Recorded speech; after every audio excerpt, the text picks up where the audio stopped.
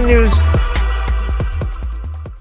My last segment, we talked about a little bit of the history of the police state. And I mentioned how the police state has evolved from what it was in the 1800s.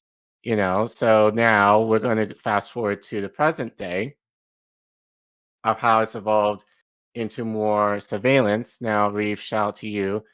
You've talked a lot about the surveillance state in depth. Yep. You actually brought this story to me, but I think it does connect. Hmm.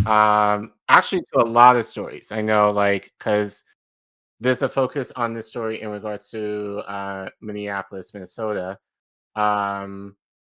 especially given the shooting that happened at that church, I believe it was last week. Right. There's a potential of how surveillance might kind of come to play a part in light of that story, especially since it involves children, sadly. But I think also the potential how this means politically, especially given Democrats and how underhanded they can be. Yeah. So, especially with the current mayor, who I think is kind of touted as somewhat decent, but really is as shillish as they come. So, but we're going to talk about Zencity for a bit. Now, actually, let me look up very quick. Okay.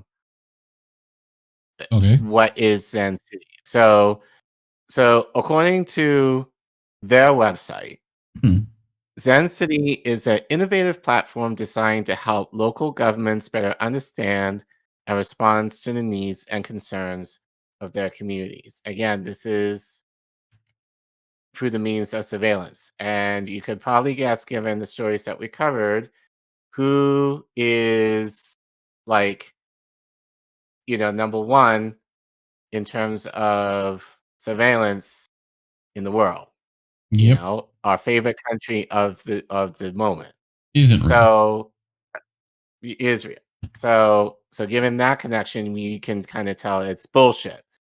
So, but let's play this again. This is from their website. We'll see what they actually say.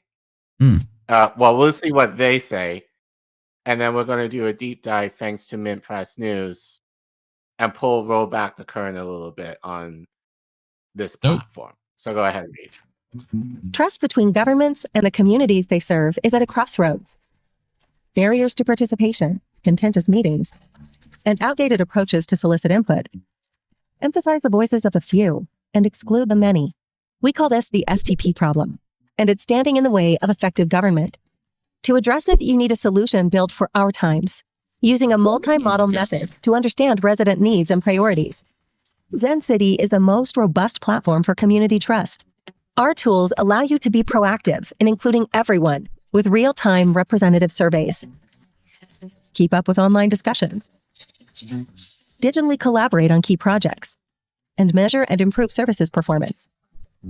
Used by hundreds of agencies worldwide, from large metro areas to small towns. Zencity is your partner in leading with confidence and building community trust. All right, so it sounds good. Yeah. Right? Nothing necessarily wrong with that. I mean, just for a normal person, it sounds like, oh, great. You're essentially collecting data off of you. That in of itself should be a red flag, but this data is helping to determine how government should run better in terms of the citizens that live in a certain town or city or whatever. So it sounds good on the surface. However, as we're going to read and see from Mint Press News, Zencity has has more of a nefarious mission. Yeah. So this is written by, as she did an expose on them, Mnar Adley, who is editor-in-chief of Mint Press News, where she tells this investigation piece, Zencity, Israel's spy agency, is exporting occupation tech to America. What is that? What is she talking about, you may ask? Well, let's see what she says. 5 years on from George Floyd's death, Minneapolis residents are pushing back against the city's contract with Zencity, a tech company founded and headed by veterans of the Israeli spying organization Unit 8200. Zencity has signed a 3-year contract with the city of Minneapolis, enable it to gather information about residents' attitudes towards the police. Again, red flag. But this contract is only one of many. In fact, Zencity services are employed by dozens of municipalities across the United States to survey ordinary Americans and target protesters. Zencity uses AI to collect millions of data points from your emails and posts on Facebook, Instagram, Reddit, and Nextdoor. From these, it gauges security threats and advises local governments on how to act accordingly. This is, again, going off our last...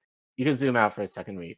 Yeah. This is exactly why, again, when we said, in terms of organizing, we have to figure out how we're able to do this offline, because of shit like this.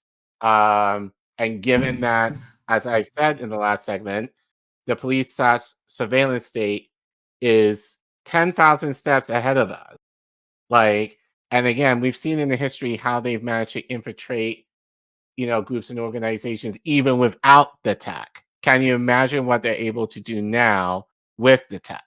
So, so this is again why we're saying to you guys, be careful of generally any practices or even what you say, even with us online right now, our fear is that YouTube will just pull the plug on us at any given time, given the stories that we talk about. We're not ad friendly.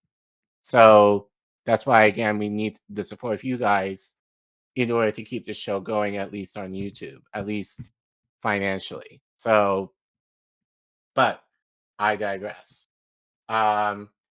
In Kent County, Michigan, Zencity analyzed residents' online footprints and used them to determine what levels of security the local government needed to meet the protest movement.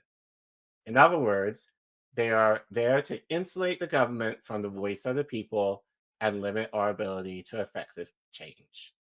Sorry.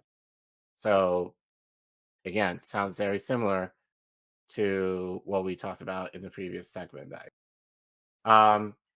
Unit 8200 is the centerpiece of the vast Israeli surveillance operation on Palestine. Palestinians' every movement is tracked by facial recognition cameras. Their calls and messages are recorded, and compromising information is gathered for extortion and blackmail. If you are cheating on your spouse or need medical attention, that information is used against you to turn you into an informant. One Unit 82 veteran revealed that they were instructed to learn every Arabic slang word for gay in order to listen out for them in conversation. Disgusting. Yeah. Even worse, Unit 8200 uses AI to develop kill lists of tens of thousands of Gazians for the IDF to target. And it is widely reported that it was behind the Lebanese pager attack, an act of terrorism that injured thousands of civilians. Israel treats Gaza and the West Bank as a laboratory, sharpening its tech before selling it around the world. Now that tech has come to the United States. Residents in Minneapolis are rising up and demanding that the city drop its contract with Zencity. So, okay. All right.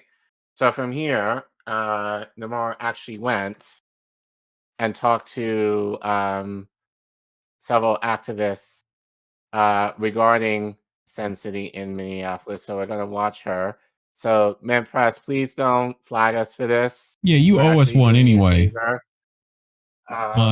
We're going to leave your logo up, Mint Press. God. Help Right. some brothers out, Mint Press. Thank you. Mnar, come on the show. You're welcome. Right. You're welcome to come on the show. We would love to have you. So here's Mnar, who we'll talk about Zencity, and then we'll chat.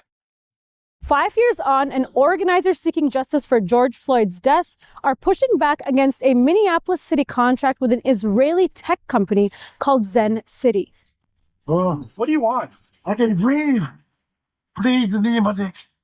I can breathe shit. Bro, get in the car, man. I will. And guess where they learned it from? Wipe the whole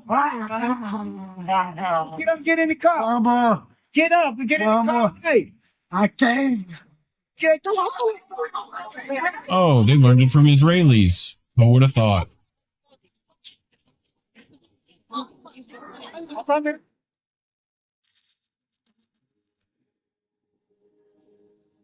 I'm here with Press News in the heart of the anti-police brutality movement here in Minneapolis to expose Zencity. Zencity was founded by Eyal Levy, a former member of Israel's elite cybersecurity unit 8200.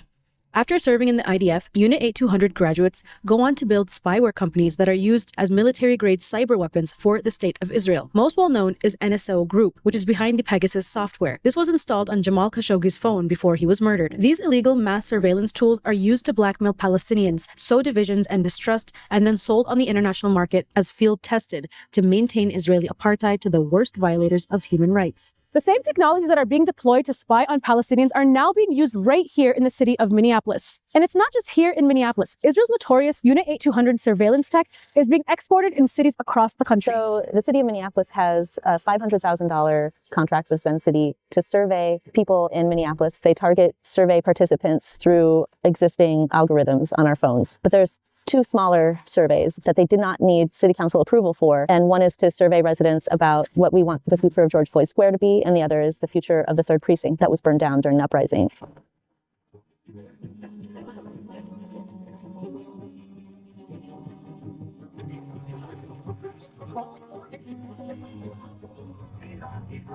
I think since October 7th, a lot of people have opened their eyes to the atrocities and what's happening in the apartheid state with this very sustained, very blatant genocide that's happening right now against Gaza. I see people maintaining their outrage and demanding justice. We're willing to keep trying anything. Something has to work here. We have to keep raising our voices.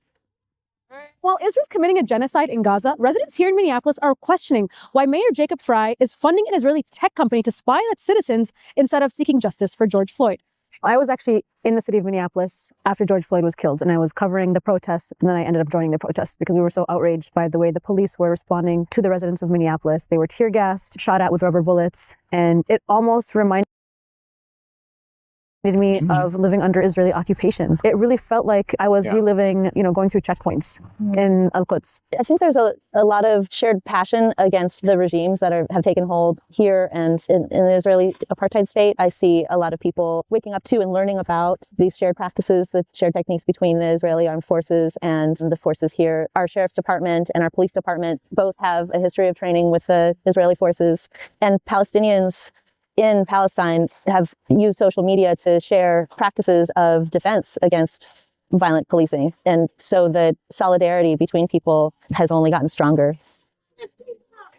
Israel uses the West Bank and Gaza as a laboratory to test its surveillance tech, and then it exports it on the international market to sell to Western governments who use this technology to monitor, surveil, and crack down on dissent. And so these three surveys together, the $500,000 contract to survey our general opinion on the MPD and these other two smaller ones, are being used by Mayor Frey's office to really paint a picture of policing in Minneapolis that benefits the city and takes away the agency of the residents here. Targeted surveys that don't gather a large perspective from community members. We've been working really hard to have our voices heard in the city about what we want the future of George Floyd Square to be and what we want the future of the 3rd Precinct to be, and also about our opinions of MPD. And they're going about it wrong. And not only are they going about the process wrong, they're doing it in a way that benefits an Israeli tech company through these contracts. In February 2024, Minneapolis City Council passed one of the... So again, I want to make this clear. Mayor Frey is a Democrat. So these are the people that allegedly care about you and your and justice and all this kind of bullshit. So again, this is the city where George Floyd was murdered 5 years ago. So and he was mayor then. So the idea that since then he's basically bootlicking for I wouldn't say he's a Zionist, but he's definitely pro-Israel, in terms of, having, basically buying this program, this software, or whatever you want to call it, to essentially survey Minneapolis for dissent, mostly, but then like to kind of keep everything in check when really, as the woman was saying, he's not attending to his constituents in the way that he should in order to really figure out what the people want. So again, this is kind of like the bullshit that the Democrats do underhandedly without any media attention. So, so we can talk about Trump and how he does things a lot more overtly, but this is the kind of bullshit that Democrat mayors are doing, like in the shadows in order to protect themselves at your expense. So again, this is kind of why, as we keep saying, you guys need to protect yourselves, including how you move online, because they're watching you. They're watching what we type. They're watching what you say, and they're watching your every move. And any slight act of resistance, that will be cause for them to. I'm not going to say anything that will get me in trouble on YouTube, but you can finish the lines. Yep. You can go ahead and finish. Come on, I the pressed previous it. contracts. In February 2024, Minneapolis City Council passed one of the strongest ceasefire resolutions in the country. And we see this as an opportunity for City Council to step up in this obligation and its stated commitment for Palestine against the genocide in Gaza, to act on that commitment and cut the contract. We know that City Council has the power to push the mayor on this. We have a petition circulating. We're meeting with our council members. We're swaying them towards doing the right thing. We don't have faith in this mayor. We believe that Mayor Jacob Frey is going to maintain this contract, but it's also an election year. We're going to make this an election issue and make sure that Frey is out. But they hijack these causes by silencing Palestinians, for one, making it sure that Palestinian voices aren't heard, neutralizing, taking the bite out of these movements that have a lot of teeth in them. And Democrats are scared, and they want to maintain the status quo, and we're not going to let them. Yeah. So actually, go back a second. Go back to that. Scroll back like 5 seconds, because this is also very significant. So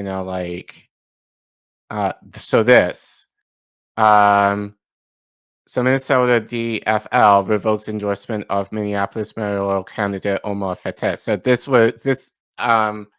also got some news in mainstream media. So essentially, Fateh is Muslim, from Somalia. So his endorsement from the Democratic Party in Minnesota got revoked. Because he's just kind of similar to Zoran Mandani. Now I don't know anything about Fateh, like what he stands for, whatever. But my guess is, if he's anything like Mandani, he's kind of another puppet. Yeah, probably. But he describes himself as socialist. So and Muslim. So those are kind of like the two key words that are kind of like, oh no, we got to do something. So so God forbid that we actually have a socialist. Actually, again, don't know, but I'm speaking in terms of Democrats. God forbid that we actually have a socialist who actually allegedly cares for the people. Like, we have to take him out. So it's the idea that Democrats essentially cock block progress on the left. That's their job. They can't even pretend that they fight the right. Right. They can't pretend that they fight the right. They don't. If anything, they placate to the right. They hate the left more. As much as they say that they hate Republicans, but they will always kind of go and say, oh, we need to work. Like, even with my mayor, just like a couple of days ago, she's basically thanking Trump for having the National fucking Guard here. Like, make that make sense, please. Like, I think she's thinking, oh, I'm playing 4D chess just to kind of get Trump off my back. But like, the implications of you saying that right now, where like many people in DC are angry with you. Like, in terms of, like, as I said, my neighborhood has been swarming with ICE agents and police for like the last 2.5 weeks. Like, I'm kind of fearful, as I keep saying, like walking down the street, anytime, and feel like I might get picked up by somebody, especially given what I do here.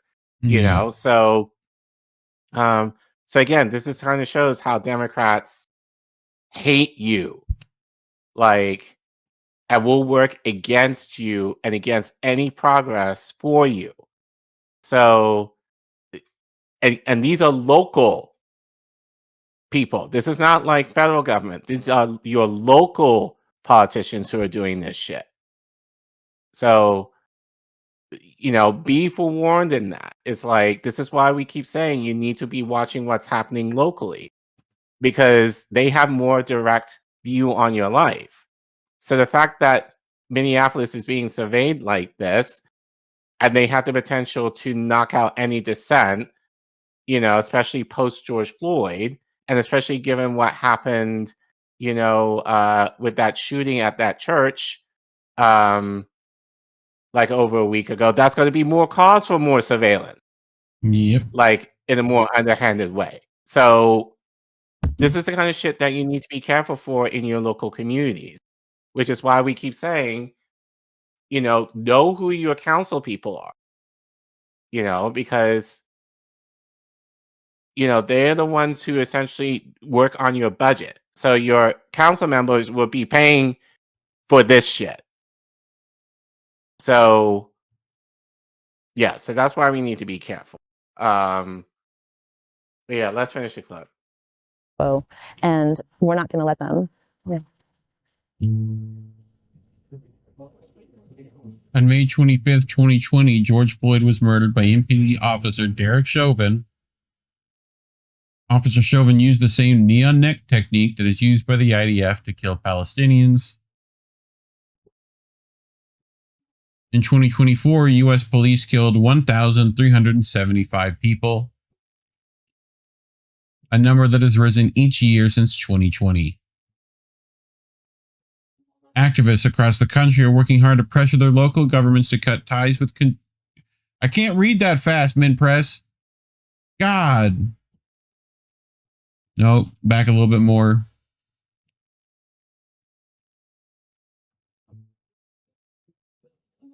Activists across the country are working hard to pressure their local governments to cut ties with companies that contribute to these atrocities. That's pretty much it. Yeah. And this is in partner with Cut the Contract, which I think they have linked in their stuff, which their article is linked in the description below, as well as I linked this video in chat. Please do go give Mint Press a like and a view. They deserve that. But yeah, anything else? I think that's it. So kind of going off of this, it kind of relates. So when segments like roll over into life, so as you guys know, my city's occupied right now, and now there's talk of Chicago on the chopping block right now. So I guess you would say he's a community organizer, Jamal Green, who, not to say I follow him, but I know of him on Twitter. I know Savvy Sabs has had him on her show like a couple of times or whatever. So I happened to come across this tweet that he put up a video on Twitter that I was kind of perturbed by, and I responded to him, and like power on Twitter, according to Indy and Reef, is that people respond to me. Like higher up people, not always, but more often than not, respond to me. Not sure why, because I'm just a nobody. But he said this, which kind of perturbed me, especially like I didn't know of this story until after the fact. But I wanted to play what he said here because, as I said, he's a community organizer. But let's play it and I'll talk more about what I had a problem with. what you All were right, saying. I've sat back and I've watched everybody have their statements about violence in Chicago and Donald Trump bringing troops. And I'm going to tell you where I stand. And if you know me, you already know where I stand. But let me first get this out.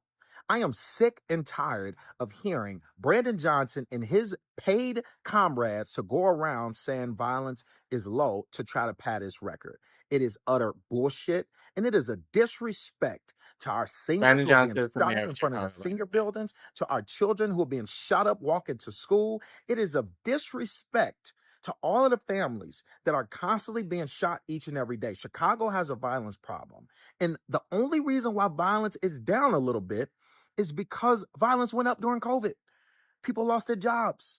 COVID had folks in the house, economic insecurity. We know why violence was high during COVID. It was higher in every city around the country. So now that folks are back to work and we are post-COVID, violence have come down a bit. But if you look at right before COVID, where 500 people were killed in 2019 and over 2,000 people were shot, we're right back at those numbers. Almost 300 people have been shot this year, and 300 people have been killed this year, and 1,300 people have been shot. That means that we're on par to go back to the numbers where we were before COVID happened. So stop this bullshit rhetoric. Now, what do we do about it? Do we occupy our city with military forces? No, that's not the answer. But we do need federal intervention. We do need task force. We do need Donald Trump to work with our government so that we can deploy as much resources as possible so that we can clean our streets up. But that's going to take for our corrupt politicians to want to work with every level of government. And they don't want to. You know why? Because violence pays. Violence makes it a topic where people can go out and say, well, I'll decrease violence a few percent, vote for me again, and keep getting campaign donations and keep getting kickbacks from all of their friends that they're patting their pockets for while they're in office. Let's talk about this. In the last 20 years, while 22,000 people have been shot and over 10,000 people have been killed in the city of Chicago in the last 20 years, they have spent $7 to $10 billion on politics, on political campaigns from state to local, all the way down. $7 to $10 billion. They spent $1 billion on violence intervention. They just spent $1 billion in the city of Chicago on migrants alone in 3 years, from 2022 to 2025. So when they talk about actually doing something about violence, none of them motherfuckers have ever sat down and actually did what they were supposed to do to get our communities together. So this is about politics. This is not about you. This is not about the people in communities. They need to stop playing politics, work with the man, or he gonna come in and run all over you. So Okay. so my response, it's mixed. Okay. So Sure. I totally get where he's coming from in terms of, look, he has a Democrat mayor who really hasn't done a whole lot to Chicago. So I totally get his anger there. So I look, that in of itself, I totally get. Where he lost me was, he was like, oh, we have to talk to Trump. No, you don't. Like, you don't move from the blue devil to the red one in thinking that he's going to do any better, you know? And given what he's doing in DC, and again, like, I just, this is what I said to you, maybe yesterday. I think this is kind of low key, you know, and I didn't even think of this back then. But now, considering what, with this article you sent me, he's kind of low key kind of promoting the police state and the surveillance state. Like, in what he was kind of saying, for, like, who's to say that Trump would not kind of initiate something like Zencity anyway, or what Brandon Johnson might be doing all now, for what we know. So, but again, you don't fight the devil with another devil. And this is something, even before thinking about all of this, it's something that I called him out on. So if you go back in the slide, Yep. so I called him out on Twitter from this tweet. He posted that video on his head. So I said to him, Instead of talking to Trump, how about you talk to the people of Chicago, Jamal Green? You are a low-key right-winger, you know? And I said that because, like, again, you know, why are you talking to politicians? Look, I get your beef with Johnson, but, like, Trump ain't going to do anything different than what Johnson is doing. If anything, it's just going to cause more chaos. His response, you're obviously from DC. How about you do some research on the impact I make on my city every day before saying ridiculousness because I speak common sense fool. Notice the notice the gangster speak there. You know, so again, like, don't get it twisted. Like, he's essentially calling me a liberal. Look, I am one of these DC liberals. You guys know this. Like, so he missed me with that. So I responded back. I know exactly who you are. Again, I've seen his movements online, and they're kind of all over the place. And as a person who also makes an impact with citizens on the ground, I know better to give an ear to anyone who's a part of the empire, regardless of which side they're on. The only people who can make Chicago safe is you and your neighbors, not some wannabe fascist who is distracting people from his crimes. Empower your people, Jamal Green. Don't give Trump the energy. Then I continued later. My students returned to school today, and many parents are terrified of leaving their homes on the account of the possibility of being captured by ICE agents. Do you want that kind of chaos in the name of cleaning up Chicago? Which I think he did say that was wrong in the video. Right, but in talking with Trump, that's what you're bringing. Like it's not going to be any. And look, here's the thing with this, and I said this on Twitter maybe about a day ago. If Trump really wanted to clean up crime in, like, cities, I wouldn't necessarily have an issue with that. Like, but so far he's been to LA, DC, and possibly Chicago, and I guess New York might be on the pipeline. I ain't seen Trump planning to go to Miami or New Orleans or Dallas or Phoenix or really any southern city as of right now. Like, you know, Miami in particular, there's crime there. I don't see Trump making calls to go down to Miami, right? So it would make more. Not to say I agree, but I could maybe entertain the idea if he was willing to go to, you know, every city. You know, the issue that I have is that, as I said before, this is all targeted against cities that have high Black populations, that happen to have Black mayors, at least right now, in a way to kind of, again, red meat to his base, to kind of say, oh, he's owning the libs and taking down crime in these cities that are run by Black people. You know, I want to make a fool out of them, essentially, like he's doing with Bowser now. Basically, he's saying jump, she's saying how high. Like, so, but again, it's the idea of kind of talking about resistance. You should be speaking to community members. You should be talking about how to defend yourselves. Not entertaining the idea of what Trump is able to bring on a federal level. That's only going to add to more chaos to your city. So that's really all that I was trying to say to him. It's like, you're a community organizer. Organize.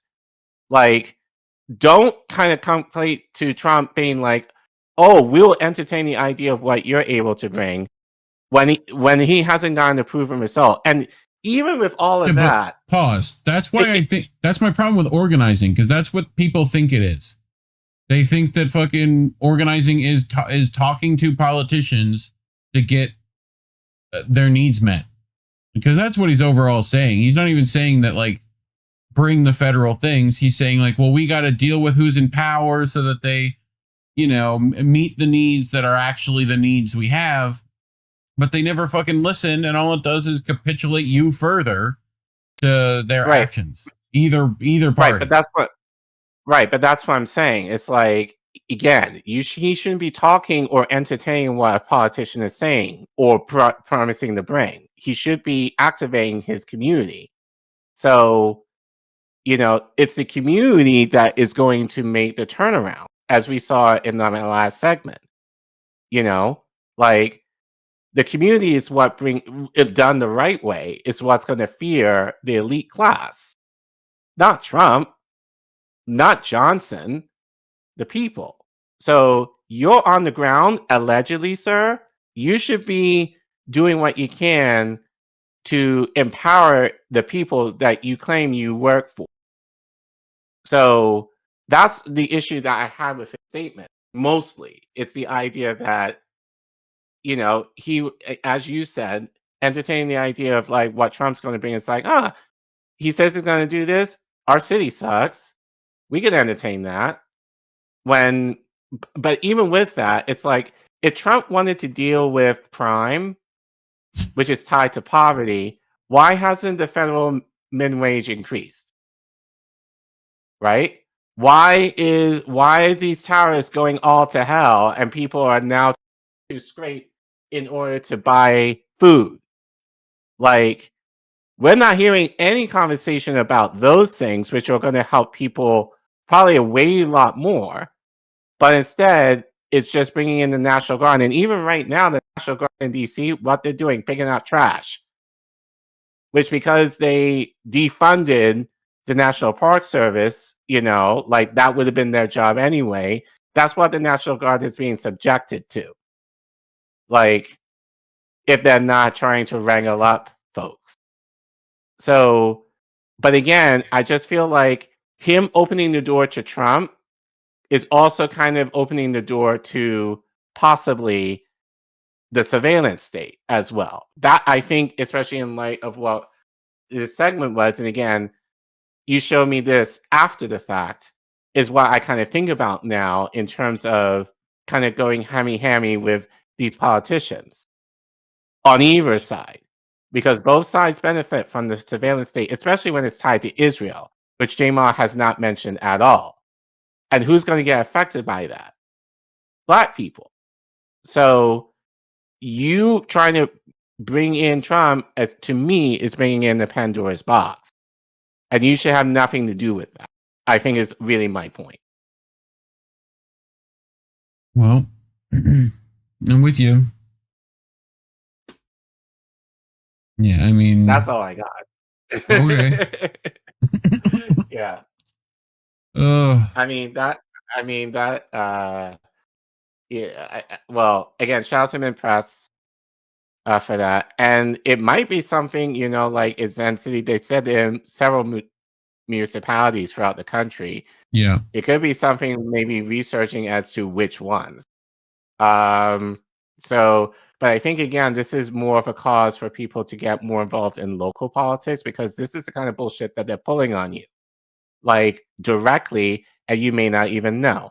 So it could be worth finding out, and let us know in the comments, like, if you're aware that Zencity or some other surveillance platform might be kind of in use of your city or town.